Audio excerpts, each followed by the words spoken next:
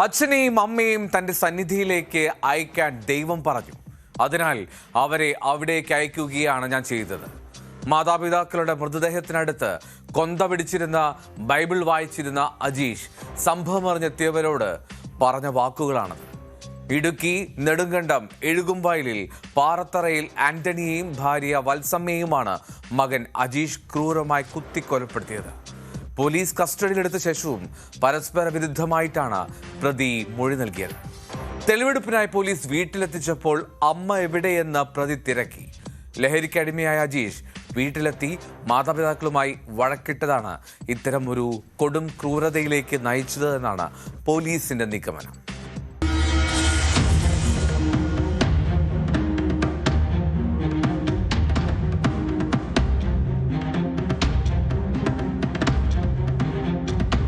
വെള്ളിയാഴ്ച രാത്രിയിലാണ് നെടുങ്കണ്ടം എഴുകുംവയൽ പാറത്തറയിൽ ആന്റണിയെയും ഭാര്യ വത്സമ്മയെയും മകൻ അജീഷ് കുത്തിക്കൊലപ്പെടുത്തിയത്.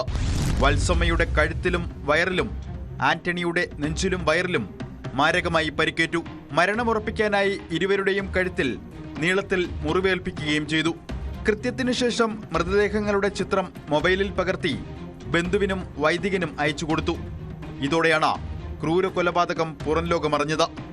മാതാപിതാക്കളെ ദൈവസന്നിധിയിലേക്ക് അയച്ചെന്നാണ് പ്രതി നാട്ടുകാരോട് പറഞ്ഞത്. വീട്ടിൽ കയറി ചെന്നപ്പോഴത്തേനും കഥകൾ തുറന്നു കിടപ്പുണ്ട്. ഇവനെ രക്തത്തിൽ കുളിച്ച് ഇവന്റെ കയ്യിലെല്ലാം രക്തമാണ്. ഇവനൊരു കൊന്ത കൈ പിടിച്ചിട്ടുണ്ട്. കൊന്തയും പിടിച്ചിട്ട് ഇവന് ഒച്ചത്തിൽ പ്രാർത്ഥന ചൊല്ലിക്കൊണ്ടിരിക്കുക. അപ്പം ചെല്ലുന്ന പറയുന്നത് എന്നാന്ന് വെച്ചാൽ, ഞാൻ ചോദിച്ചു എന്നാണ് സംഭവിച്ചത്, എന്നാ ചോദിച്ചെന്ന് പറഞ്ഞപ്പോഴത്തേനും പറഞ്ഞു, ഞാൻ ഈ വീട്ടിലെ പിശാചുക്കളെല്ലാം ബഹിഷ്കരിച്ച് ഞാൻ സ്വർഗത്തിലേക്ക് പറഞ്ഞു വിട്ടുള്ളത്. അങ്ങനെയുള്ള സംസാരമാണ് എൻ്റെ അടുത്ത് ഉണ്ടായിരുന്നത്.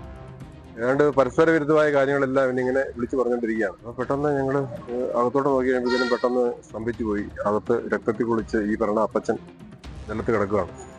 അപ്പം അദ്ദേഹത്തിന്റെ ഈ ഏകദേശം നിശ്ചലമായിട്ടൊരു അവസ്ഥയിലായിരുന്നു.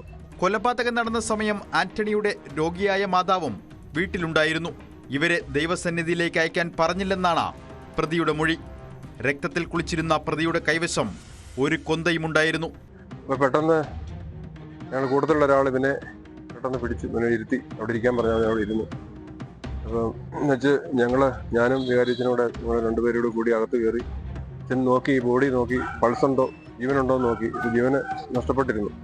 അപ്പോൾ ഞാൻ ഇവനോട് ചോദിച്ചു, നിന്റെ അമ്മ എന്തി ചോദിച്ചപ്പോൾ പറഞ്ഞു, അമ്മ അടുത്ത മുറിയിലുണ്ടെന്ന് പറഞ്ഞു കാണിച്ചു തന്നു. അവിടെ കയറി ചെന്ന് കഴിഞ്ഞപ്പോഴത്തേനും ഈ കട്ടിലേൽ എൻ്റെ അമ്മ വത്സമ്മ എന്ന് പറഞ്ഞ ആള് കിടക്കുക. പൾസ് നോക്കി കഴിഞ്ഞപ്പോഴത്തേനും അതും നിശ്ചലമായിരുന്നു.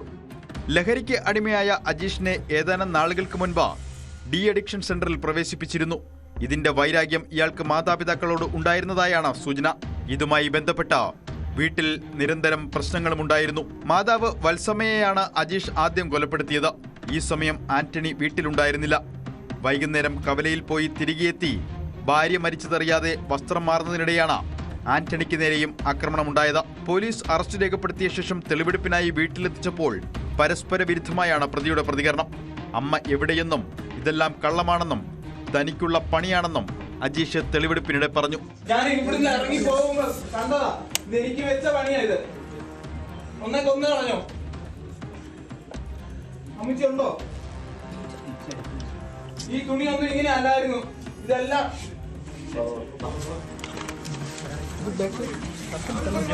ഇങ്ങനെ അല്ലായിരുന്നോ രാജീഷേ? എന്താ രാജീഷേ? AI ആണ് ചെയ്യിച്ചതെന്നും എല്ലാം തോന്നിപ്പിച്ചതാണെന്നും മായയാണെന്നും തുടങ്ങി പരസ്പര വിരുദ്ധമായ കാര്യങ്ങളാണ് ഇപ്പോൾ പറയുന്നതെന്നും പോലീസ് വ്യക്തമാക്കി. കൃത്യത്തിനായി അജീഷ് ഉപയോഗിച്ച കത്തി വീട്ടിലെ സോഫയിൽ നിന്നും പോലീസ് കണ്ടെടുത്തു. 3 ആഴ്ച മുൻപ് ആയുധം വാങ്ങിയതായാണ് സൂചന. പ്രതിയെ അടിമാലി കോടതിയിൽ ഹാജരാക്കും. ആന്റണിയുടെയും ഭാര്യ വത്സമ്മയുടെയും സംസ്കാരം ഞായറാഴ്ച നടക്കും.